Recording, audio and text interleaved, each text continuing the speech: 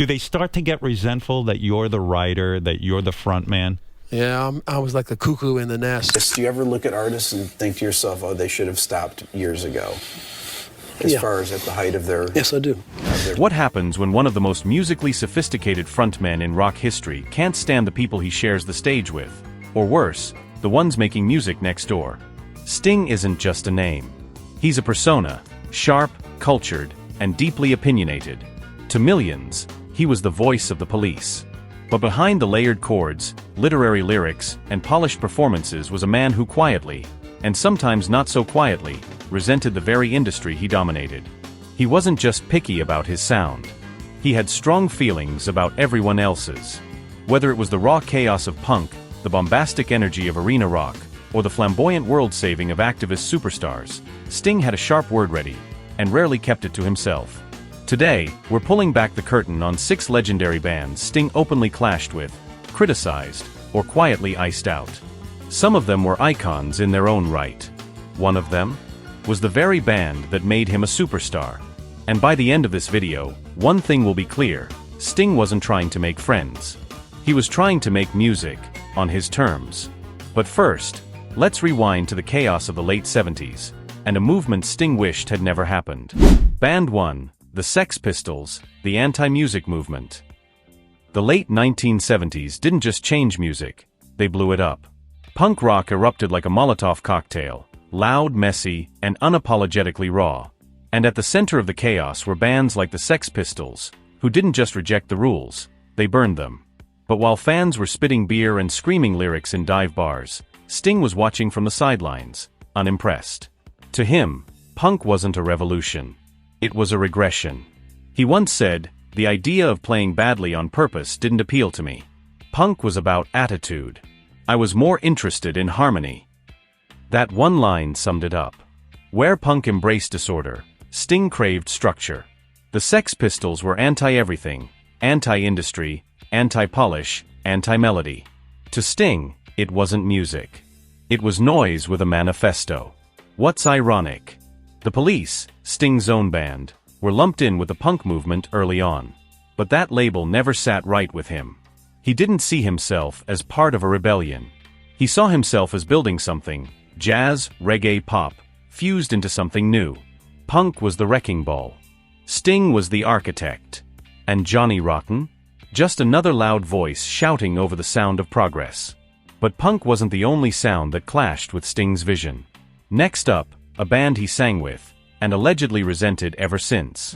Band 2, Dire Straits, Money for Bitterness. On paper, it looked like a dream collab. In 1985, Dire Straits dropped Money for Nothing, a track that would become one of the decade's biggest anthems. And whose voice kicks it off? Sting, singing that now iconic line, "I want my MTV." He co-wrote it. He sang on it. He helped launch it into the stratosphere. But behind the scenes, it was far from friendly. At first, it seemed like a one-off favor between rock legends. But as the song exploded, topping charts, grabbing awards, raking in royalties, things got complicated. Some reports suggest Sting only requested official songwriting credit after realizing just how massive the track would become. Others say he felt the entire thing got out of his hands, like his voice and talent had been borrowed, then branded under someone else's name. And while Mark Knopfler always spoke of the collaboration with respect, Sting rarely brought it up. When he did, it lacked any real warmth, more business than brotherhood. It wasn't an open feud. No slamming interviews. No diss tracks. Just that quiet, lingering energy, like two co-workers who used to grab drinks and now avoid eye contact at award shows. To Sting, Money for Nothing might have been a hit, but it was never his. And when it came to public perception, that bothered him more than fans ever realized. But while that bitterness simmered in the background, his next clash was all ideology, a battle between revolution and refinement. Before we move on to band number 3, if you are enjoying this video and would like to see more bands that hated each other, please comment who you'd like to see next and subscribe to keep up to date. Now, let's move on to the next band. Band 3, The Clash, trying too hard to be dangerous. Sting respected passion, but he didn't respect performance. And in his eyes, that's exactly what The Clash were selling. On stage, they were firebrands, screaming political lyrics, marching to the beat of rebellion, flipping off the establishment with every power chord. Fans saw them as punk prophets. Sting saw something else entirely. In interviews and offhand remarks, he often implied their activism was more costume than conviction. One of his most cutting lines? "Everyone wanted to be dangerous in those days. But I always thought ideas were more dangerous than safety pins." To him, the Clash were acting out a revolution, not thinking it through. He viewed their slogans and protest songs as surface-level theatrics, designed to rile crowds, not change systems. It wasn't that he disagreed with their messages, he just hated the delivery. Where they shouted, he whispered. Where they rallied, he reasoned. Sting preferred subversion through lyricism, not megaphones and mosh pits. But there was another layer: territory. The Clash were the voice of the streets, raw, scrappy, and defiant. The Police were seen as the thinking man's punk, cerebral, layered, experimental. That unspoken rivalry bubbled under the surface of the London scene. Critics took sides. Fans debated authenticity. Sting? He didn't mind being seen as the snob.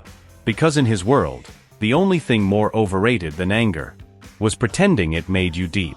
And when it came to public crusades, no one embraced the spotlight quite like the next name on his list, a fellow activist who rubbed him the wrong way. Band 4, U2, The Bono Complex. Two global rock stars. Two outspoken activists. Two egos too big to fit in the same room. Sting and Bono were often compared, not just for their music, but for their missions. Both turned their fame into platforms for global causes. But the way they used that platform couldn't have been more different.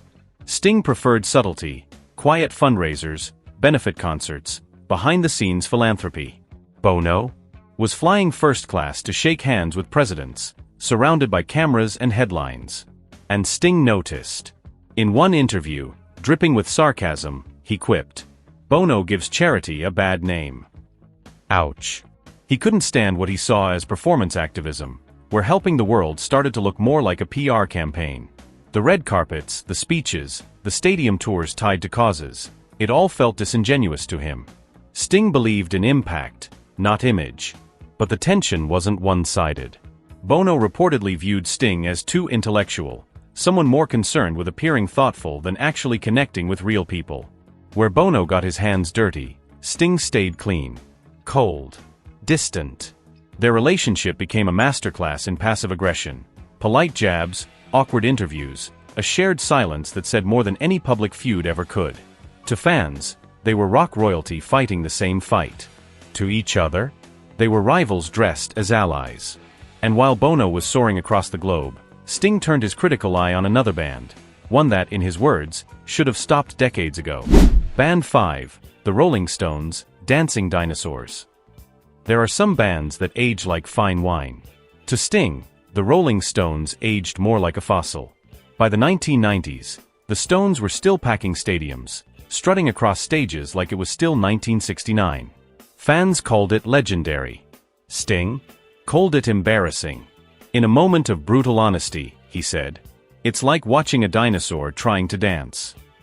No subtlety. No sugarcoating.